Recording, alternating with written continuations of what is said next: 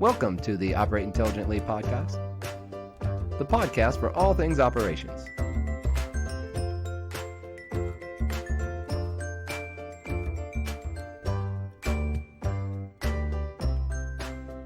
Welcome to the 100th episode of the Operate Intelligently podcast.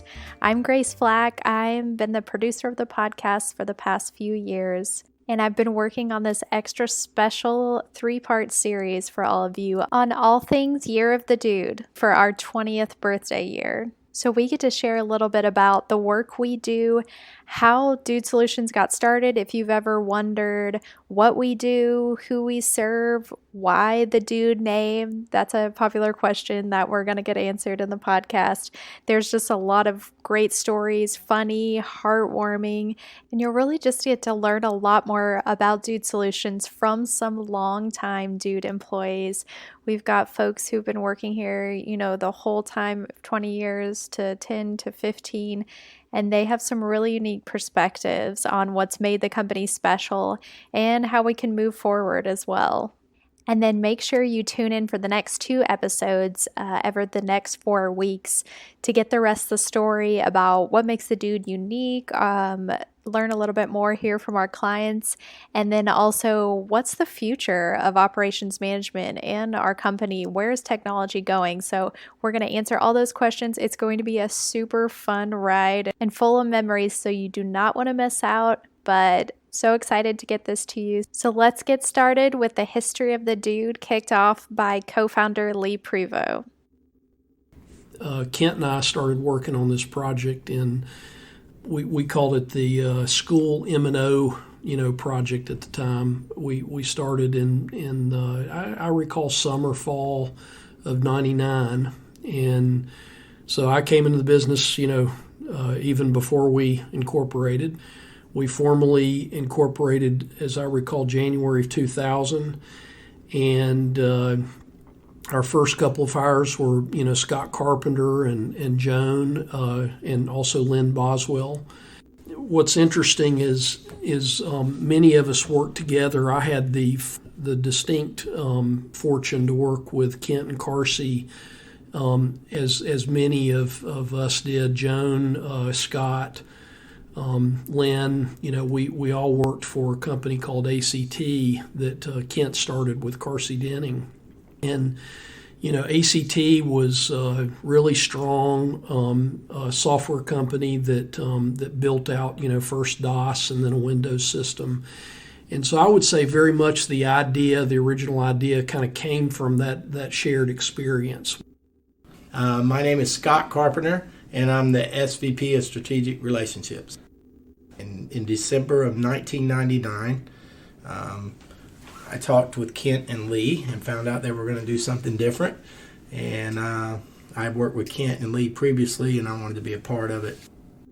And so it was these shared experiences that kind of came together right at the time when the internet sort of, took off, those late 90s. And we didn't have the fancy terms like cloud and SaaS, but we sort of knew intuitively that this, air quote, internet thing would, somehow change the game. And so I actually came to Kent, with the original idea.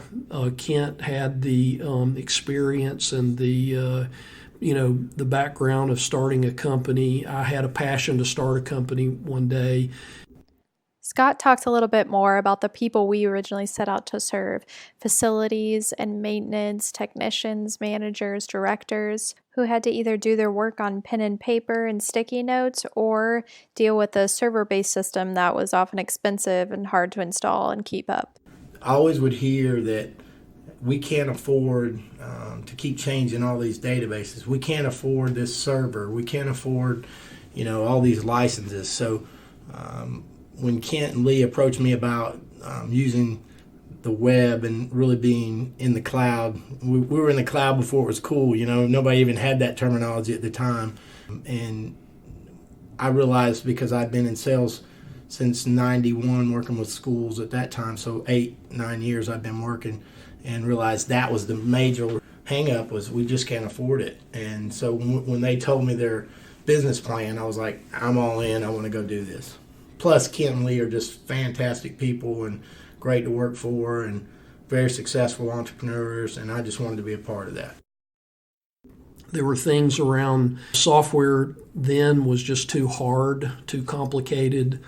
You had to send a team of people in, fly them in to sometimes fight with IT and spend a week on site to, air quote, install on-premise systems. And it was the result of that was that it was just too difficult for most of the market to access software. And so we had this concept about how the internet would make that easier. It would, it's just there. It's a service. You don't have to deal with servers and complicated, technology.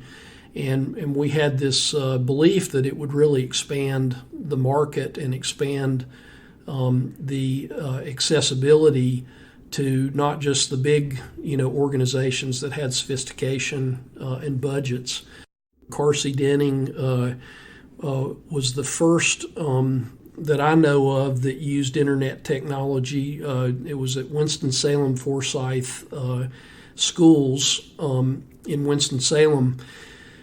Carsey used a internet server to solve the problem of the remote request from average users, the teachers, the faculty, and had frankly tried many other approaches. And this was back in a world where you had dial-up modems and you had proprietary networks, and Carsey had tried to solve this problem with other approaches, but it was this internet approach that sort of opened up a management system from that one solo user in the basement to everyone who's in the organization, and this whole concept of a collaborative system and workflow and being able to make assignment to mobile users at all, sort of was unleashed by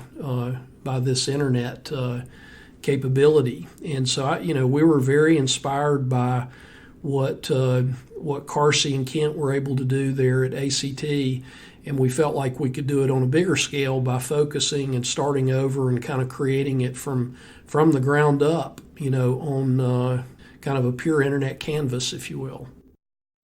My name is Carsey Denning, and I'm the Building Automation Product Manager. All of a sudden, Lee Prevost gave Kent a call, and Lee said, "I've got an idea for a great company."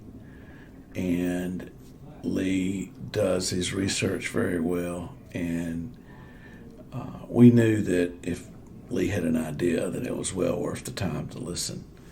And Lee suggested that we take what we had built in the previous company and design the applications in order that they run on the web instead of a client server base that we had. And so that's really how everything started. At that time, it was just Lee, Kent, and I, and it was just an idea. So we decided to start trying to build this company and bringing it together, and we started picking up the phone and calling. We called Scott Carpenter. I flew down to Florida. Scott was at a show. I said, "Scott, we want to start a company." And Scott was on board. I mean, that was all that I said.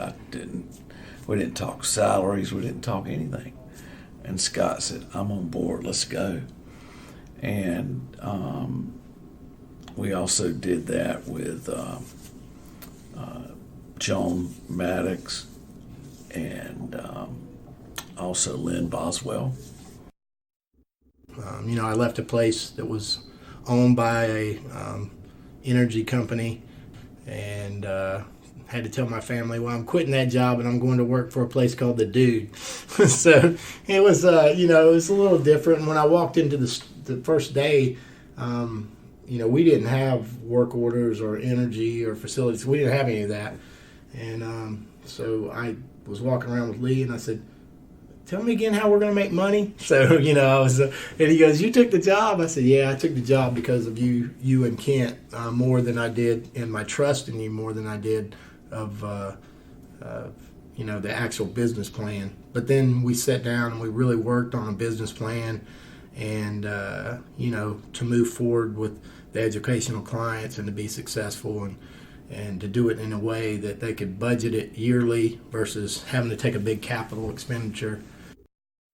If you're wondering where the Dude name came from, Lee shares some insight on what the goals were when they came up with the name originally. How did the Dude name come up? We had one of the things we were going for is when we wanted a name that when we said the name it would make you smile, and we also wanted a name. A lot of people name their companies after themselves or some egotistical acronym that no one can remember, and then the memorable names that were of the net or of the internet were things like Yahoo. Google was in beta then.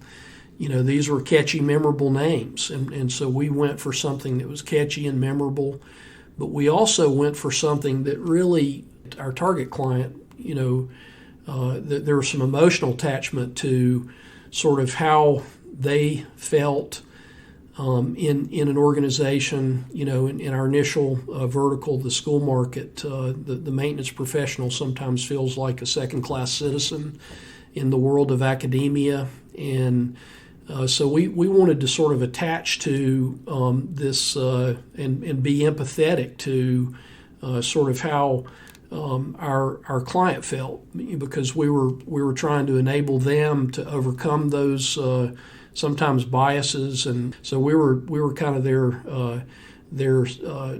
arm or their second team, that enabled them to overcome those stereotypes. So the Dude, we went for memorable.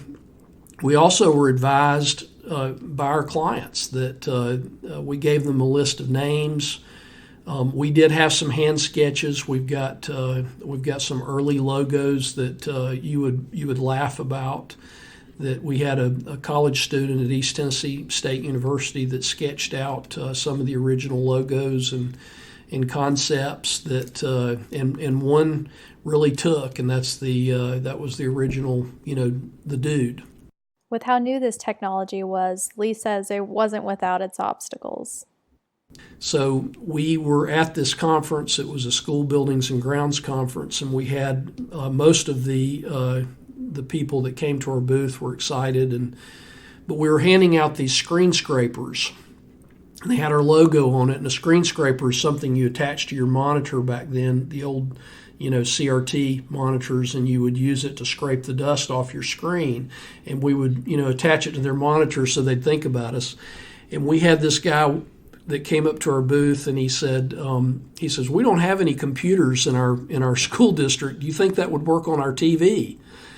And I remember going home shocked, horrified. The one thing you have to have for this business to work is a computer and access to the internet. And I went home, called my wife, and said, I think we're too early.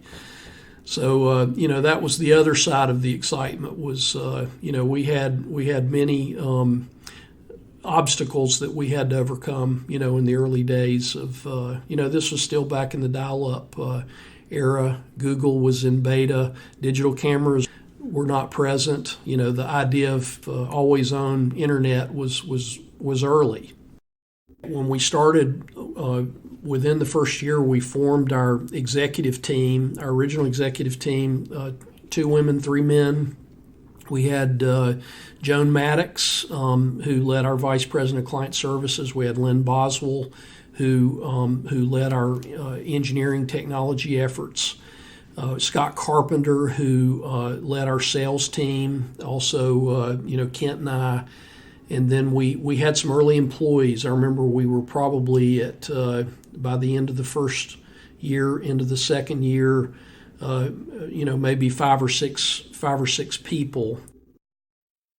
We didn't have any office space, so Kent had an apartment not very far from here. and we never to go in his bedroom, but we wired that apartment for, I remember setting up the network for several workstations, and we had ended up having a T1 line brought in, and things started happening. And it was just, everybody knew everyone because we'd worked together for so long. And everybody had a great work ethic. And we really enjoyed what we did.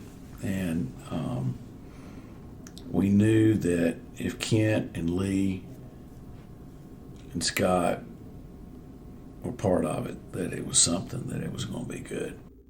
We had cubes in one bedroom, and then we had the main living room was where our accounting office was, and then we had upstairs loft where the two salespeople sat. But it was a little bit different. And then we did an interview with the News and Observer, and they realized that we were working out of the city realized we were working out of an apartment, and they kicked us out. So we quickly, graduated from the apartment to a first office that was in Raleigh, and then we moved again into a office on the other side of Highway 1 there in Edinburgh. So that was probably in year 4 or 5. We should have probably written a journal because we went to so many places. I think we were on the road like 220 days that year or some crazy thing. We went to all kinds of trade shows. We introduced the dude mascot at these trade shows and would take pictures with people just hoping to get an email and a phone number so we could call them back. And so we did a lot of crazy things in the beginning. And, I think the biggest thing was these clients are really good people, and we had we had an idea that could help them do their jobs, and we had really good service. So that helped us be successful. If you're intrigued by the mention of the dude mascot, make sure you stay tuned for more stories later in the episode. I would tell you a story. We were sitting around the kitchen table in the apartment, and I said, well, Kent, what does success look like? And Kent said, well, if you could ever get us to $50,000 a month, we're going to be successful.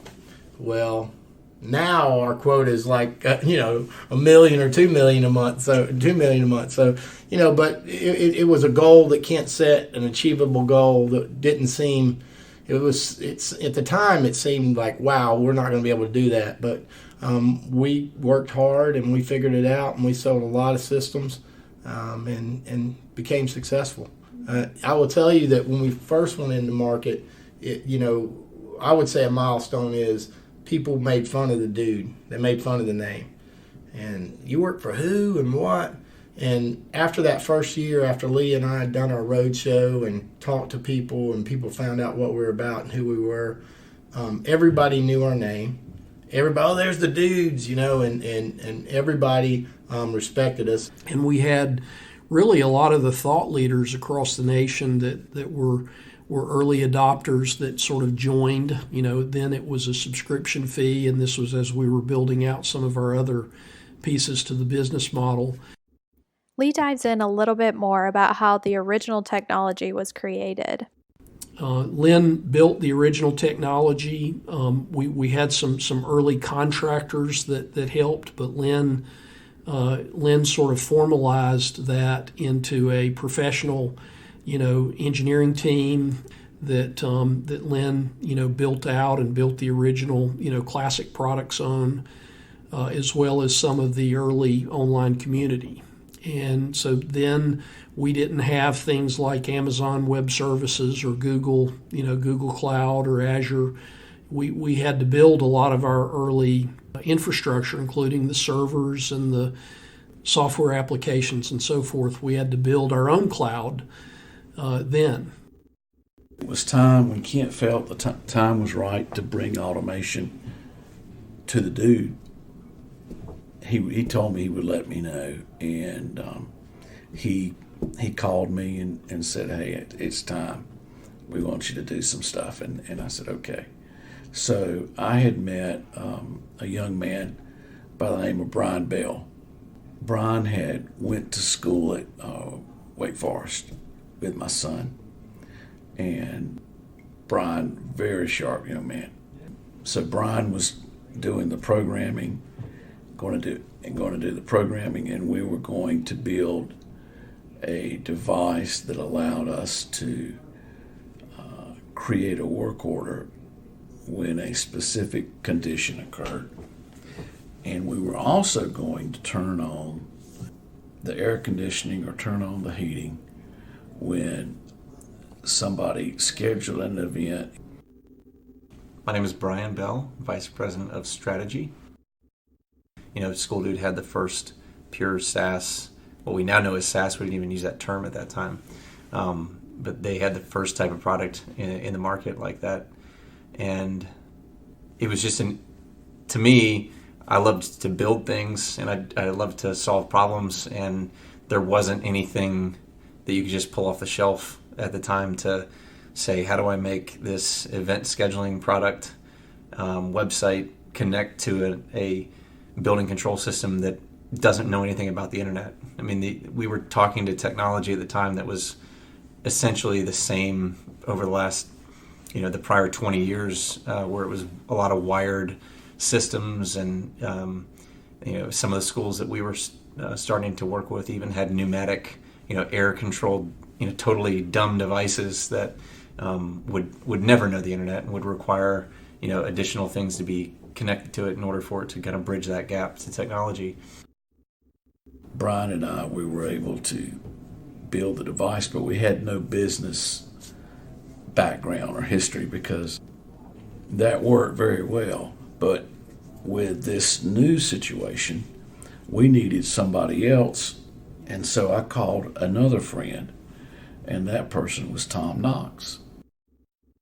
I'm Tom Knox, Chief Revenue Officer. Yeah, so funny story. In 1997, Kent and I first got introduced to each other. And then in 99, he showed up. I remember where I was standing, and he showed up and said, Lee and I are going to start selling software over the internet. And I remember looking at him and saying, that's the dumbest idea I've ever heard. As you know, Google was not even around. The internet wasn't what it is. So anyway, I let them play around with that until 2004. In 2004, I ended up joining the party, and we started Facility Dude, which was a subsidiary of the company at that point, to take the applications to other vertical markets. Although the original company, School Dude, served educational organizations, Facility Dude set out to serve government organizations as well as membership-based organizations, and eventually healthcare, senior living, and manufacturing organizations. When we first got into this, we were using 300 baud modems. And that was about as fast as you could go. You could actually see the screen being drawn line by line on it. And I'll never forget that. And we had all these great ideas about being able for a teacher to make a work request, and instead of having to call up the maintenance department. And so Kent he spec'd out a product, and the number one spec he gave me was that all of the instructions had to be written on one page, front and back, all the directions, all the documentation and everything. So it was some pretty small font, but we got it done.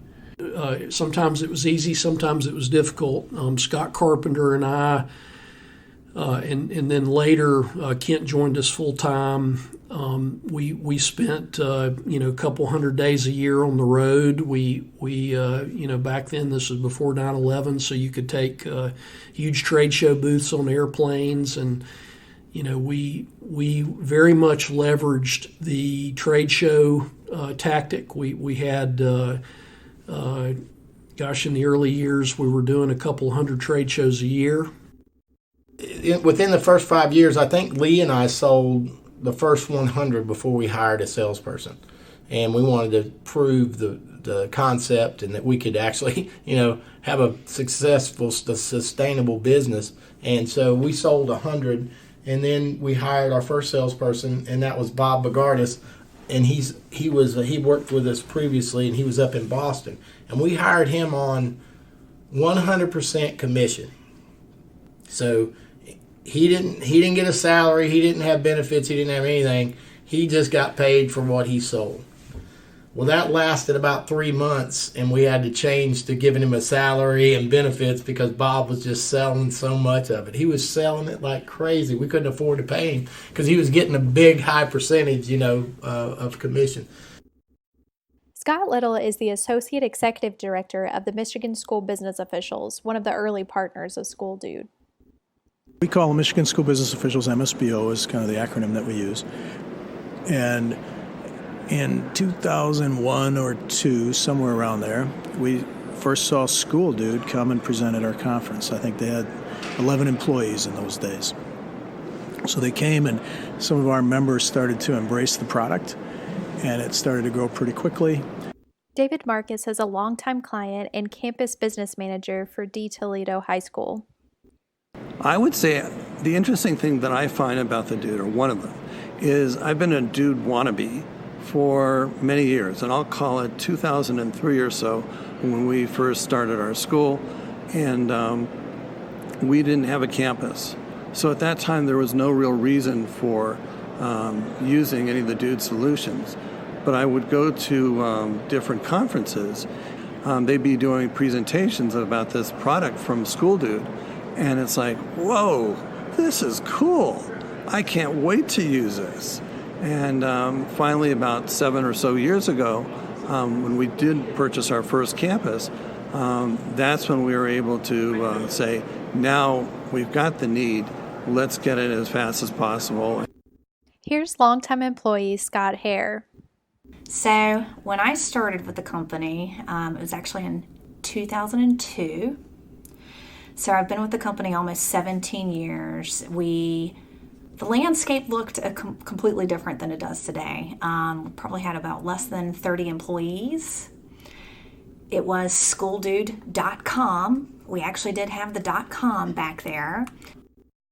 Well, the funny thing is that the only open position was, managing the front desk at that time.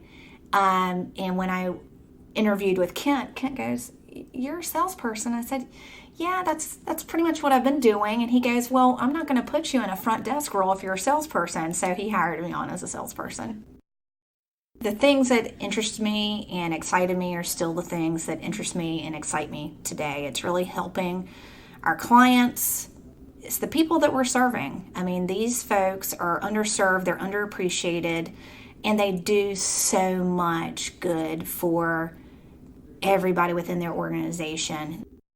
And really, the other attribute, Kent's vision, and the way he was so innovative of looking at things completely different, taking a chance and building something,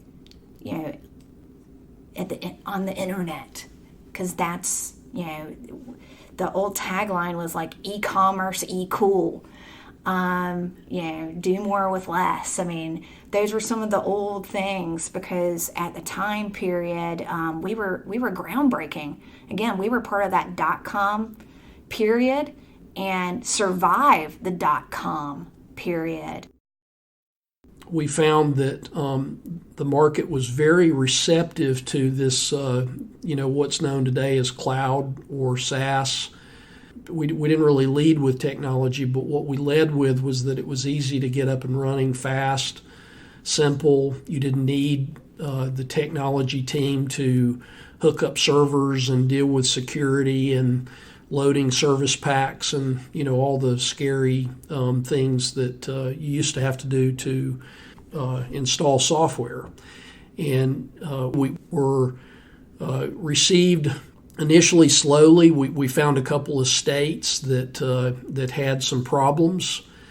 For example, we had in the state of New Jersey, we had a a law called NJAC 624 that required the maintenance department to prove they were maintaining the facilities in order to get state funding and state capital. And so we very much focused on some of those early, we called them catalysts, but they were sort of regulatory requirements that required that were pain and problems for our early clients, and we made it easy for them to report and comply with some of those regulatory requirements. So our early days were very focused on a few states and getting traction in those states, and very much through their professional organizations. I can think back to in my sales career as a more of an individual contributor. One of the biggest highlights of my career was I handled the state of Arizona. We still to this day have about 70% of the student population using our applications. And Scottsdale Unified School District was a stronghold. They had a competitive system in place.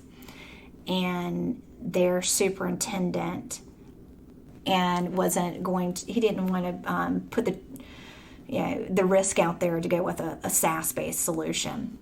But over time, and just I think a lot of relationship and trust, we were able to convince him. And one of his guys during the presentation said, "Scott, can you send me the dude suit?" I went, "What? What do you mean? What do you want with the dude suit?" He goes, "We have the board presentation in the next couple of days, and I want to use and wear the dude suit during the board presentation." So I overnighted the dude suit to him. I have pictures of that. I have pictures of the contract, the envelope that it was sitting in, and seeing that finally happen, it was like, it's like one of those most challenging, but it was most rewarding experiences. To me, seeing a client want it that bad and go to that length, it was reassuring that we're all doing the right thing. I would say the growth went from, you talk about milestones. It was when we sold our first 100 clients in a month. That was a big milestone. When we had our first $100,000 sale, that was a big milestone. I think if you look at the top 400 districts, we have 295 of them.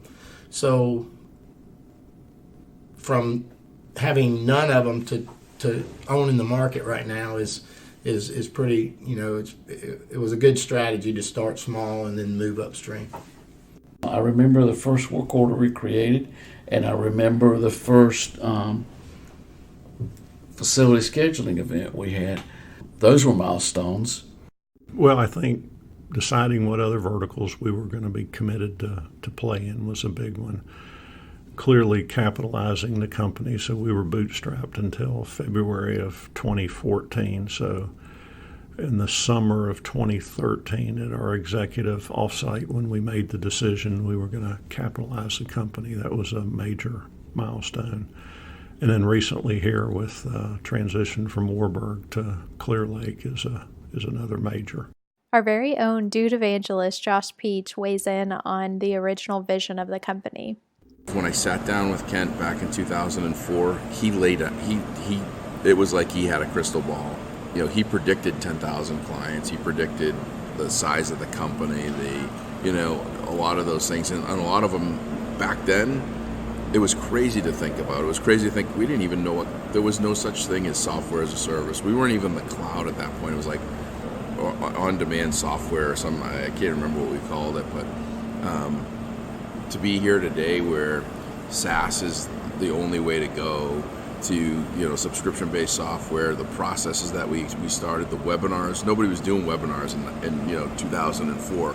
We created the kind of the webinar in our industry anyway. We created the webinar sales piece where people were still, going out on site and fighting all that stuff. So I believe our success came in the fact that all of us at an early point in this really believed in what we were doing. And I think that the people that are here now, all 660 of them, I think they believe in what we're doing. And I think the next 660 will too, and that's my hope anyway. So find purpose and then share your passion, and don't be scared, because the world wants to see it. So I know we do. You know, we knew we had something when people would say, wow, I got it up and running in an afternoon, you know, or wow, I was able to use this to justify, you know, 2 more people on my staff. To a maintenance organization, we would really impact sort of the customer service perception with this collaborative internet platform, where it made it easy to get feedback to the customer. You know, the customer being a citizen or a teacher or a city manager, getting that feedback back to that customer saying your work order has been, you know, submitted and it's scheduled, or it's even saying no is better than what people used to call the black hole. You know, I put my work order in, it never comes out. And so when we started getting back these stories about solving this perception gap, you know, we really knew we had something. We want to make our clients heroes in every aspect. And the truth of the matter is that the better job we do at maintaining the facilities, especially in the education market, the better job that we do at maintaining those facilities, the better job those educators are going to be able to do on educating the children that we have. Some of our clients have done a great job at explaining all that, how much it's meant to them. And that's meant a lot to us too. So anytime we can do something to help them save $1 or to make things run more efficiently, we feel pretty good about that. I really feel like we make a difference in what we do, and we work with great people that don't always get the respect and don't always get the glory that they deserve. You know, it's not a glorified job. You know, I really appreciate our clients, and I feel like we help them every day. And, you know, when you help these people, they are so thankful, and they tell you. And, you know, it makes it really easy when you work at a place that you have great people that you work with every day, but you also have great clients that you serve. It just makes it, it's made it very easy for me. I mean, you talk about 20 years, it's gone by really fast. You know, I remember I was talking to a custodian one day, and you know, we had just started where they could do work orders and they could go in and do requests and start doing things. And he told me that, you know, he was able to go home and talk to his kid who was really into computers. And he said, for the first time in my life, I was able to go home and tell my son that I was working on a computer, and I was actually talking to my son about using technology. I actually went as a guest to Dude U down at Myrtle Beach, and when I was down there, a guy was standing beside me who happened to be an ex-military guy, and he was telling me about some of his trials in the military. And I was sitting there thinking this was one of the toughest individuals I'd ever met in my life. And 15 minutes later, he was up on stage talking to us about how the dude had changed his life since he had been back, and he was actually able to keep his job, keep his people's job, and for the first time in his life, he was actually able to go watch his kid play baseball. And there were probably 300 or 400 people in tears, and I was like, okay, this is a pretty powerful message about what impact this has on people's lives. Client service has always been a bedrock for the Dude and a differentiator that all started with the legacy of Joan Maddox. She passed away in 2013.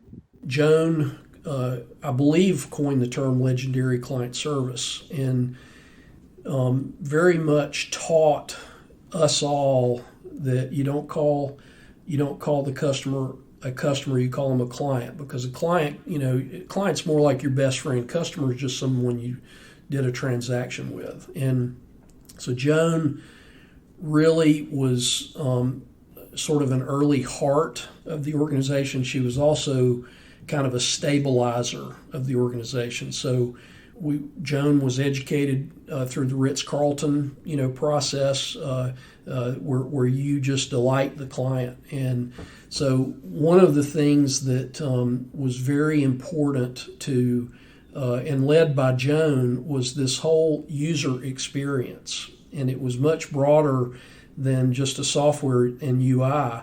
It was the whole experience. Like how did you feel when you go to Dude You?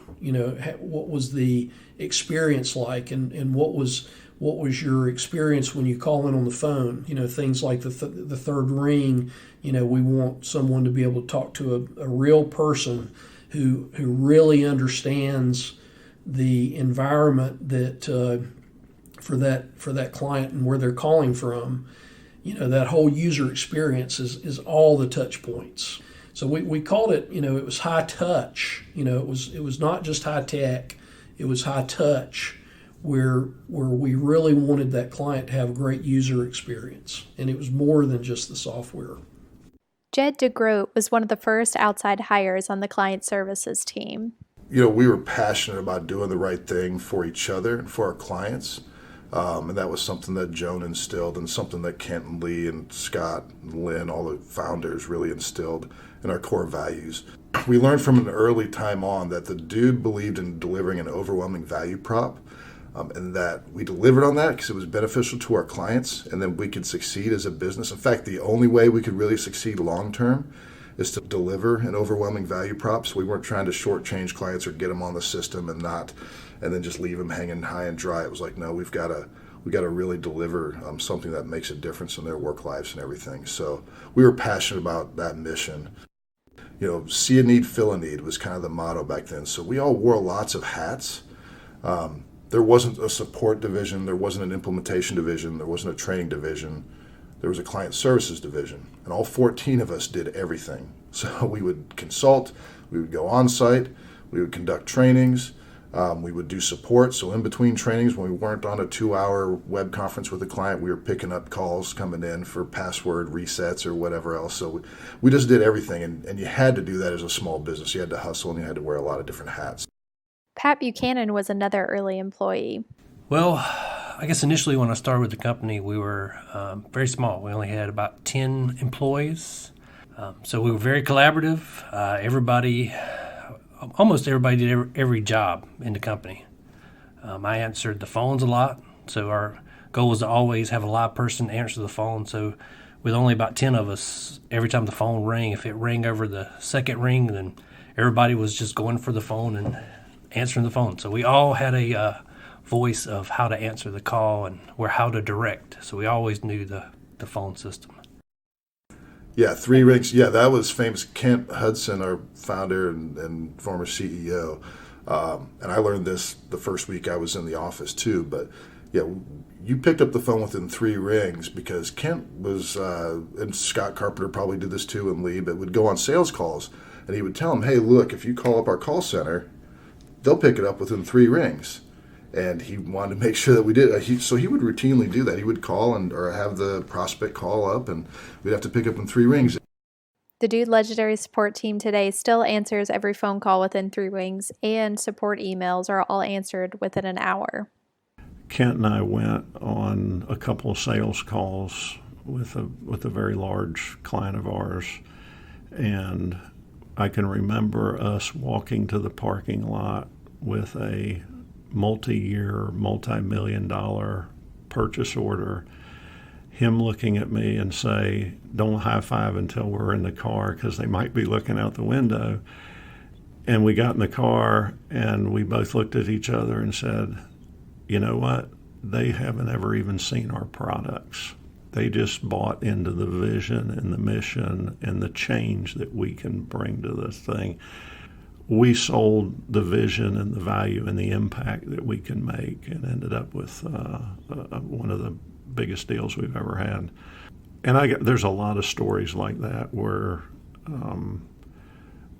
our team has done a great job of value selling what it is we do, and more importantly, what it is our clients end up doing with our software. So I think we probably have a lot of stories where we can tell that we've empowered the clients to change their lives and their business. And at the root, those are the ones that make me the most happy. Dee Millsaps has been a longtime employee in the accounting department. I mean, everybody seemed like family. That's what drew me here, is that, the people were close, they knew each other, and we used to have quarterly birthdays. We'd celebrate in Dude Hall, and we could all fit in Dude Hall. But we would have a big birthday cake and celebrate the birthdays in that quarter. Whenever Joan was going through her cancer, the guys all shaved their head, and we did that in Dude Hall. She's made a big impact on the company, and she'll never be forgot, because of all she did and her dedication and her wanting to please the clients, and we're here for the clients. It's pretty hard to talk to most Dude employees or clients without bringing up Dude University, our annual operations conference that's been going on since 2001. I mean, I started getting nostalgic thinking about 20 years of the Dude, and all the close friends and colleagues I've made over the years and everything. Dude University at Myrtle Beach, that was always a special time. And it was, even back then, it's not as big as it is now, but it was still the largest educational operations conference in the country, and really kind of one of a kind for maintenance directors and their administrators to come down and just immerse themselves in professional development and best practices from their peers. Obviously a lot of software training and best practices session as well.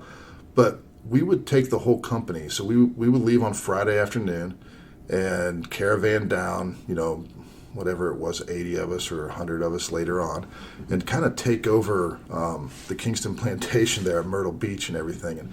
And we'd shut down from Sunday. Well, we would be there. We'd get there Friday, Saturday. The conference would start on Sunday through Wednesday. Support would shut down for those 3 days, so we didn't have enough people to do ongoing support and everything. And everybody taught classes. Everybody just did everything we could to make it an awesome experience for our clients and everything.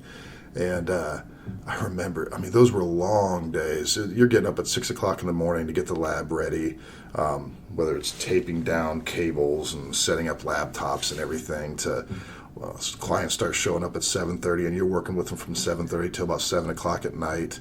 And then you're going out with clients and hanging out because they worked hard and they spent their money to get down there from all over around the country. So we want to show them a good time. And by Wednesday, we were all so dog tired, and we would be, some unlucky person would have to drive back when the vans, we'd get a couple people and everybody else would be snoozing on the way back. But you'd feel like you just want to go home and see your family and relax. And it was like, nope, we got clients that need help still. So we'd get back about 2 o'clock. We'd come to the office and jump on the emails and jump on the phones and start responding to everybody that we couldn't get to the previous 2.5 days. Our first one was 2001, but we had a small group, and we were in Myrtle Beach. We hired a riverboat that picked us up at the Barefoot Landing, and we had drinks and a little presentation and some hors d'oeuvres, and then that became I think that rolled into the first annual then called School Dude University, and then over time became Dude University. There's a lot of value to bring clients together, for them to meet us, for them to get hands-on in a lab. While Dude University started out with 50 to 100 people, its most recent one in 2019 was held at the Raleigh Convention Center and hosted 1,000. Here are some thoughts from some longtime clients about what makes Dude University special. Well, your first conference experience with the Dude is completely different. I remember that first year in Myrtle Beach. It's not like going to a conference. It's going to where basically you're meeting family that you met over, talking to them on the phone and developing your product. The customer service with Dude Solutions is something that you don't experience anywhere else. When you can meet those folks in person, and people know you. The original folks that helped sell me back 5-6 years ago, or however long we've been with the dude, are still here. They know your name, and when you walk in the door, they know who you are. And then it's really fun bringing new employees into this atmosphere, because they go to other conferences, and other conferences are just that. It's a conference, but here it's more of a learning experience. It's a tool to be able to find people that can do stuff that you don't know how to do, and you literally call these people and keep in touch with them throughout the year, and then you're excited to see them back next year. So certainly I've seen the numbers grow and grow, and now here it's a full-blown convention center kind of conference, which I'm familiar with being in an association. So that's really cool. And for me personally to have the opportunity to speak at an event like this, it's really fun because there are folks that haven't heard my message before. Dude University is fabulous. I leave here with more ideas than I can possibly implement. And I always learn something, usually something I didn't expect to learn. I come with, I want to know this and this, and I leave with 12 other things. The Dude cares for their clients more than I have seen from many, many, many other companies. And when we come, we feel welcome. We feel like you really want to be here. You really want to understand what we're fighting so that you can make a solution that can help us. And that interaction is priceless, to be able to get that. And then meeting everybody that you meet and making new contacts and seeing how they're using things. It is one of the best conferences I've ever been to in all the years I've worked. John Dufay of Albuquerque Public Schools has been a client since almost the beginning. We've been using School Dude really from day one almost. Lee and Scott I've been dealing with since then, and I think we started using parts of School Dude of that time back in 2002, 2003, and then went full bore in 2004. I come with an open mind. It doesn't matter how many dudes. I think this is my 14th or something like that, 50. But every one I've learned something new at, from the people at Dude Solutions, as well as people that are out there. They found little things. Hey, I'm doing this. Like, wow, that's cool. And take a little bit of that back, and as long as we're doing the right things, that it's for kids and making a better environment. And that's what really Dude Solutions does for us, is it does all the data, it does all the things, it does all the predicting. We can look at all that. But more than anything else, is it makes us a much better operation than without it. I have to attribute our success is a lot of it has to do with Dude Solutions, and it's not because they give us the tool to where we can do some things that more than anything is we make a difference at the school. Yeah. We made a difference in every one of those classrooms. Probably one of the most popular things that people wanted to talk to me about when talking about 20 years of the Dude is the Dude costume or mascot or suit. It's been around almost as long as the company has. I believe the first time it was worn was in a grocery store in Harnett County. Carsey wore it into the grocery store. Of course he did. I ordered from Sugar Mascots in Toronto, Canada. The dude did good. He was a lot of fun. And at one time there was actually a cooling suit that you could wear. And I don't know what happened to it. Well, there was a story. When we were first starting the Dude, we went to our first national show, which was the AASA conference in San Francisco. And we went to a restaurant called the Stinking Rose. And the Stinking Rose, let's just say, their main product is garlic. And they have one thing on their item called 40 clove chicken. If you've ever worn the Dude suit, you know it gets hot. And I remember after about 2 hours, a lady came up, and everybody used to love to put their arms around the Dude. He's just a lovable character. And she put their arms around the Dude, and She quickly came back and she said, "Dude's been eating garlic." And that's, I think, part of being a dude, is that Kent and Scott and Lee, they all expect everyone to do their best at what they do. But they place a high emphasis too on enjoying what we do. And that makes a difference. When we first got into healthcare, we went to the Healthcare Engineering of Society trade show.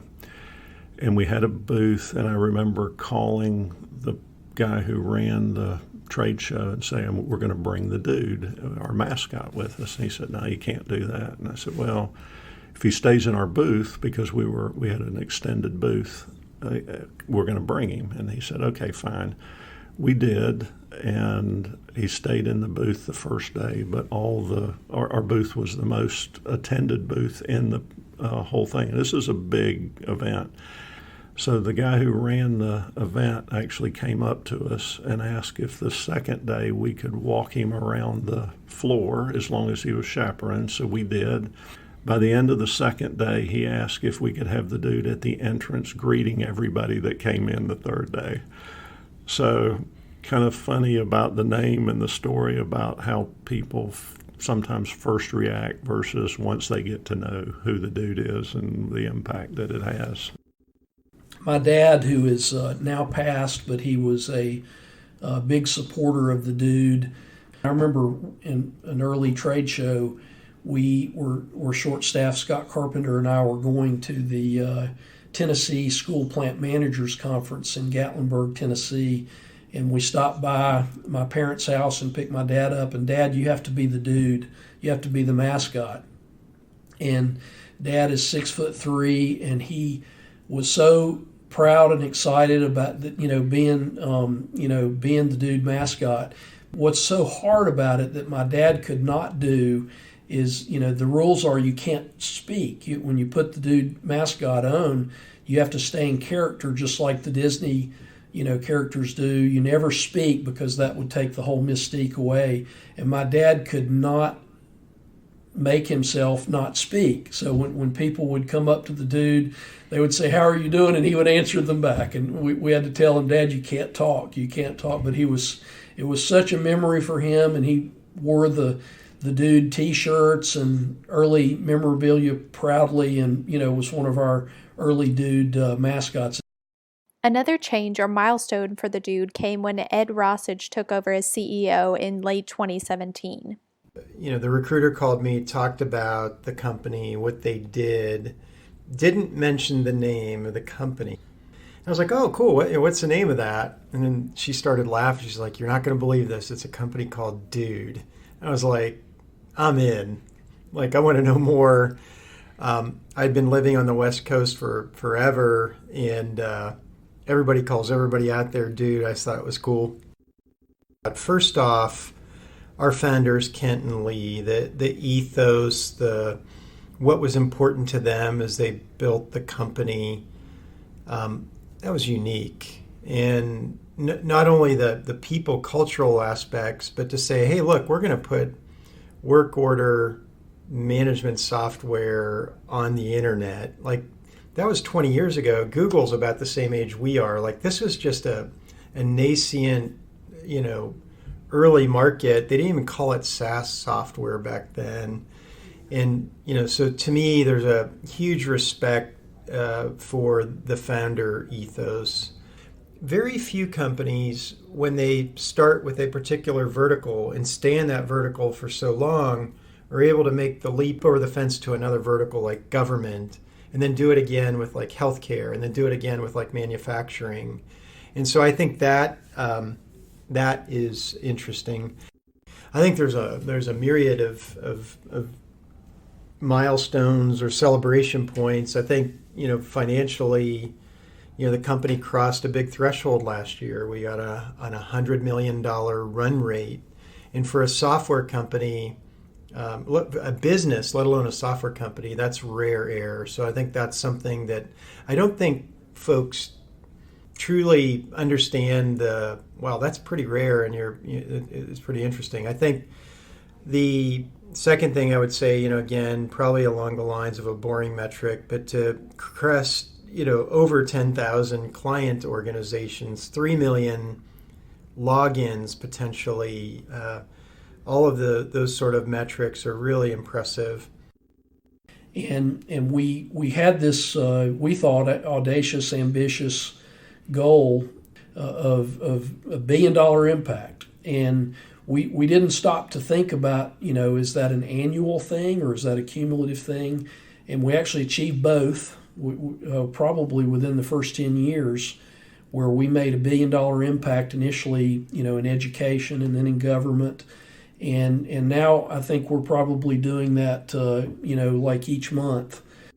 You don't get to book $100 million without providing great value and great service and great user experience. And we have sort of proven that we can help people, bring in dollars for their capital budgets. We've proven that we can help people justify their staffs, that they can save energy, that they can, do the things with our tools and our technology. They can lead their organization and make a better place. There have been, when I sit there and look back, there have been so many different contributors to that history. You sit there and you think about the Lynn Boswells, the Jane Maddoxes, folks that, put their blood, heart, sweat, and tears into building the foundation.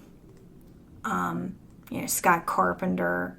There are a lot of folks that they could have done other things, but again, they were bought into the mission. They believed what they were doing. We want to look forward, but we also want to make sure that we are remembering that past, because it keeps us humble. It keeps us focused on the things that we need, that are core to the dude way, if you will. And I think that we are doing a great job of trying to keep that alive. Thank you again so much for joining this episode on the history of the dude, and please make sure you don't miss episode 101 and 102, the second and third part of this 3-part podcast series. Thank you for listening to the Operate Intelligently podcast, produced by Dude Solutions. You can reach us by emailing dspodcast@dudesolutions.com or check us out on the web at dudesolutions.com.